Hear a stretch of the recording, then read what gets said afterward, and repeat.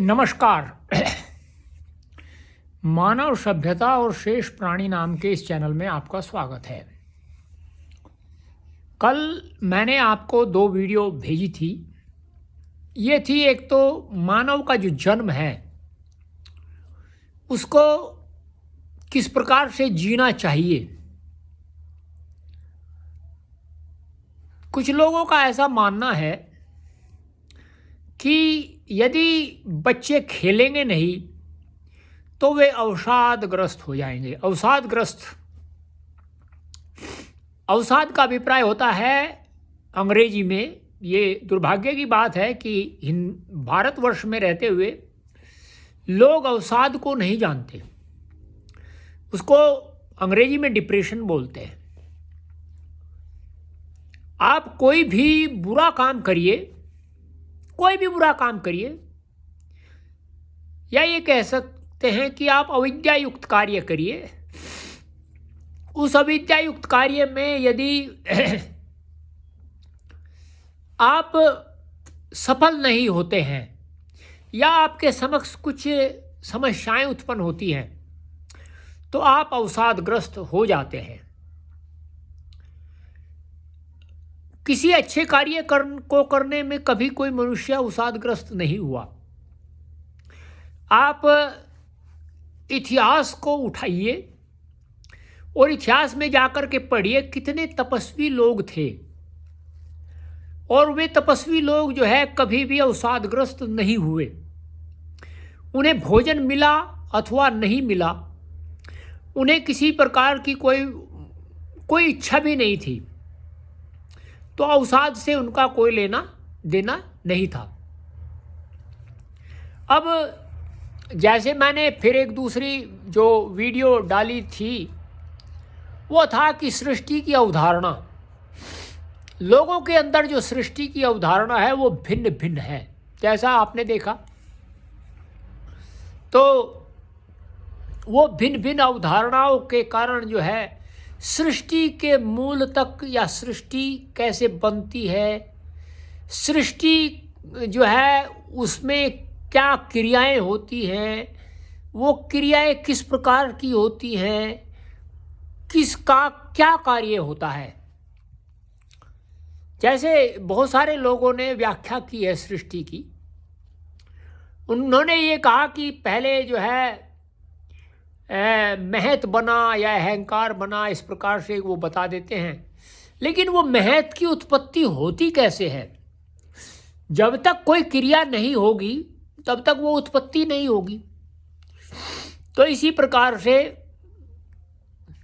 अब जब सृष्टि में कोई मनुष्य आ जाता है, जैसे मान लो एक मनुष्य सृष्टि बन गई और वह सृष्टि में आ गया, तो मैंने एक दिन आपको बताया था कि 3 दुख हैं जो उसका पीछा नहीं छोड़ते। और वो 3 दुख क्यों हैं? कि जो प्रकृति है वो त्रिगुणात्मक है, और वो त्रिगुणात्मक होने के कारण मनुष्य अधिकतर जो कार्य करता है वो दुखात्मक ही करता है, सुखात्मक कोई कार्य करता ही नहीं। तो वो जब वो करता है तो उसका जो प्रतिफल होता है दुख ही होता है। तो मैंने एक दिन आपको बताया था कि सांख्यकारी का एक सांख्य दर्शन से संबंधित पुस्तक है, उसमें ये वर्णन किया गया है कि दुख त्रय विघातात जिज्ञासा तद अपघात के हेतु दृष्टेशा पार्था चिन्नई कांता अत्यंतो भावात। मैंने ये भी बताया था कि दुख 2 प्रकार से जो है आप उनका निराकरण कर सकते हैं। एक तो एकांतिक भाव से, आपको ज्वर हुआ, आप किसी वैद्य के पास में गए और वैद्य ने जो है आपको दवाई दे दी, आपका ज्वर ठीक हो गया। ये जो है ये है एकांतिक। एक होता है आत्यंतिक। आत्यंतिक का अभिप्राय ये है कि आपको कोई ताप कभी हो ही ना, किसी भी प्रकार का कोई दुख आपको हो ही ना, वह होता है आत्यंतिक।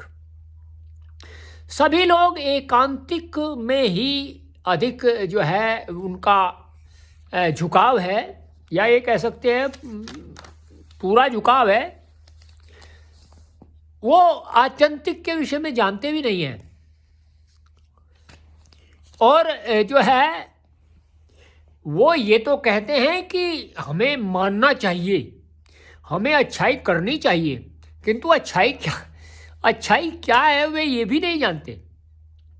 बस अच्छाई करनी चाहिए ऐसा बोल देते, सभी बोल देते। अब देखिए, मैं आपको अब घटना बताता हूँ। मैं ये सब कार्य करता हूँ, तो जो मेरे संबंधी हैं, या ये मेरे संबंधी तो अब कोई भी नहीं है, सभी मेरे संबंधी है, तो मैं ये कह सकता हूँ जो मेरे पास के लोग थे उन सब ने इसको बड़ा ही जो है हे दृष्टि से देखा। हे का अभिप्राय होता है त्याज्य, कि इसको मतलब ये जो है कार्य मैं कर रहा हूँ ये हे है। चलिए, वे उनकी वो दृष्टि थी।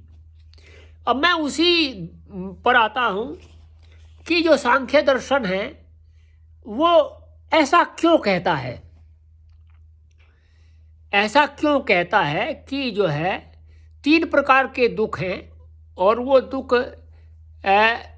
दुख की निवृत्ति कैसे होती है। जैसे मैंने आपको बताया था कि एक प्रवृत्ति होती है, एक निवृत्ति होती है। आप संसार में रहेंगे तो प्रवृत्त रहेंगे। अगर आप संसार से छुटकारा चाहते हैं या दुखों से छुटकारा चाहते हैं तो आपको निवृत्ति मार्ग को अपनाना ही पड़ेगा। यदि आप निवृत्ति मार्ग को नहीं अपनाएंगे तो आप दुखों से छुटकारा नहीं पा सकते। तो क्या है उसमें लिखा है, दूसरी जो कारिका है, दृष्टवदानुसर्विक से हे विशुद्धि अक्षयातिशय युक्त है, तद विपरीत श्रेयान व्यक्ता व्यक्तज्ञ विज्ञानात्। दृष्ट उपायों की तरह ही आनुसर्विक उपाय भी है। दृष्ट उपाय जो मैंने आपको बताया था उसी प्रकार के होते हैं, क्योंकि वह अविशुद्धि अर्थात अस्वच्छता, अक्षय अर्थात नाश, और अतिशय विशेष से युक्त है। अतिशय का अभिप्राय होता है विशेष। इन लौकिक और वैदिक उपायों से विपरीत जो है वही व्यक्त, अव्यक्त तथा ज्ञ। व्यक्त का अभिप्राय तो है महद आदि, क्योंकि महत ही व्यक्त होता है। अव्यक्त का अभिप्राय होता है प्रधान प्रकृति, और जय का अभिप्राय होता है पुरुष। पुरुष जीवात्मा का विशेष ज्ञान होने से श्रेष्ठ है। अर्थात जो कार्य ये करते हैं तो उनमें सबसे अधिक श्रेष्ठ इन तीनों के विषय में जानना है। अब देखिए, हमने कहा कि हम शास्त्र को मानते हैं, धर्म को मानते हैं, लेकिन धर्म जो कहता है हम उसकी नहीं मानते। धर्म कुछ भी कहे हम उसकी मानेंगे ही नहीं। और फिर धर्म के विषय में अधिक लोगों को जानकारी भी नहीं है। आजकल जो है ये देखा जाता है, बहुत सारे लोग ये कहते हैं कि मैं नास्तिक हूँ मैं नास्तिक हूँ, जबकि उसको ये जानकारी नहीं है नास्तिक होता क्या है। तो इसका जो है एक आगे वेद में एक मंत्र आता है, अपाम सोमम अमृता अभुमा अगन्मः ज्योतिर्विदाम देवान किम नूनमश्मान तृण वदारिता राति ही किमु धृतिर अमृतम मृतस्य है। ये एक मंत्र जो है वेद में आता है। इसका अभिप्राय क्या है? किसी समय देवों ने विचार किया कि हम अमर सोम, अमर कैसे हो। देवों ने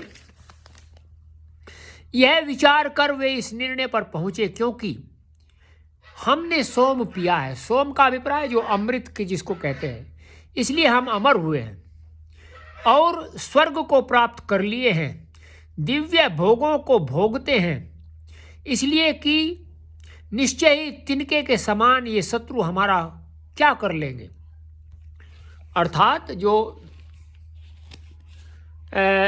स्वर्ग के कार्य हैं वो हमारे जो है क्या कर लेंगे, दुख क्या कर लेंगे, ये कहना है इनका। अमरवाणी की घूरती सुना जाता है, जो अश्वमेध यज्ञ करता है वह सब लोगों को जीत लेता है, मृत्यु को तर जाता है, पापों को नष्ट कर देता है, ब्रह्म हत्या से भी मुक्त हो जाता है इत्यादि। जब इस प्रकार वैदिक उपायों से नित्य और अवश्य होने वाली दुख निवृत्ति संभव है, तब तत्व ज्ञान रूप शास्त्र में व्यर्थ जिज्ञासा क्यों की जाए, ऐसा लोग मानते हैं। देखिए, ये ऐसा लोग मानते हैं जो इसने अभी ये प्रश्न किया कि हमें जो है शास्त्रों के द्वारा जो किया गया का जो शास्त्र बताता है, जिसको वैदिक उपाय कहते हैं, उससे हमें क्या लाभ है, जब हम वैसे ही सब कुछ उसका निराकरण कर लेते हैं। यही कहा जाता है दृष्ट।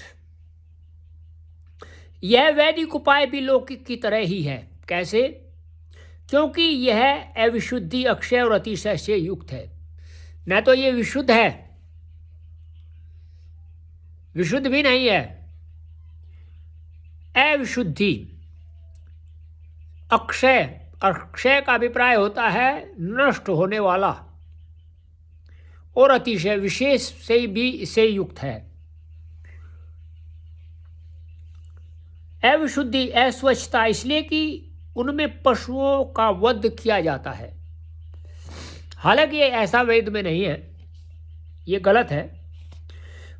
पहले ऐसा करते थे लोग। अश्वमेध के लिए प्रयुक्त वचन से 3-3 पशु कम करके उस यज्ञ में दोपहर तक 600 पशु नियुक्त किए जाते हैं। ये लोगों को अश्वमेध यज्ञ के विषय में जानकारी नहीं है, अगर ये ऐसा बोलते हैं तो। अब ये कहता है अतिशय का अर्थ है विशेष।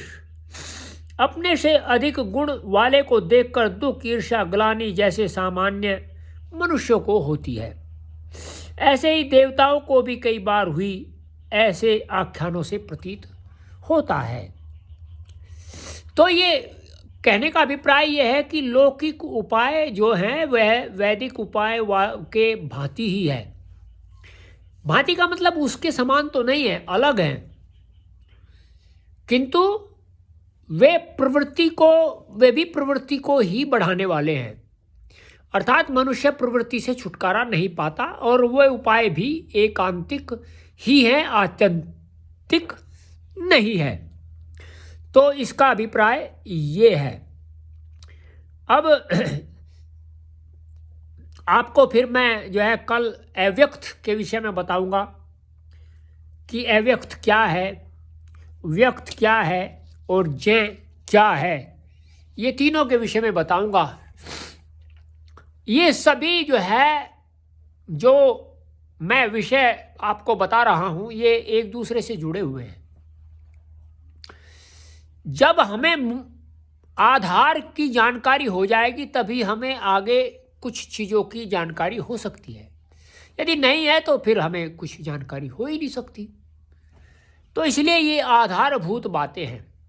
हमें ये जानना चाहिए कि हमारे शास्त्र क्या कहते हैं, व्यक्त क्या है, अव्यक्त क्या है, जय क्या है, दुख क्या है, ये सब सृष्टि क्या है, सृष्टि बनती कैसे है, सृष्टि के अंदर जो है पहले क्या होता है जब बनती है, उसके बाद में क्या होता है, किस प्रकार से सृष्टि जो है जब कोई चीज़ बन जाती है वो उस कैसे जो है संगठित रहती है, सुव्यवस्थित रहती है। ये सब जानकारी मनुष्य को होनी चाहिए, तभी वह आगे बढ़ सकता है। तो आपको मैंने एक कार्य का कुछ बताया, उसका जो है ये कल फिर मैं आपको इसी विषय में बताऊंगा। आपको ये बातें अच्छी लगी हो तो आप चैनल को सब्सक्राइब करिए, बड़े ध्यान से सुनिएगा, कमेंट करिए, शेयर करिए, लाइक करिए, और आप लोगों का हमें सहयोग प्राप्त हो ऐसी हम आशा भी करते हैं। और क्योंकि ये एक आश्रम है, हम लोग साधक हैं, साधना करते हैं, किसी प्रकार का कोई हमारा जो है वो नहीं है। तो और बहुत सारे यहाँ जो है कुत्ते हैं, ये इस तरह की चीज़ें हैं, तो इनकी हम सेवा भी करते हैं, इनको भोजन भी देते हैं। इसी के साथ में जो है आपसे यही अपील करते हुए कि आप इस चैनल को सब्सक्राइब करिए, लाइक करिए, कमेंट करिए, शेयर करिए और सहयोग की भावना बनाइए। हम आपसे विदा चाहते हैं। नमस्ते।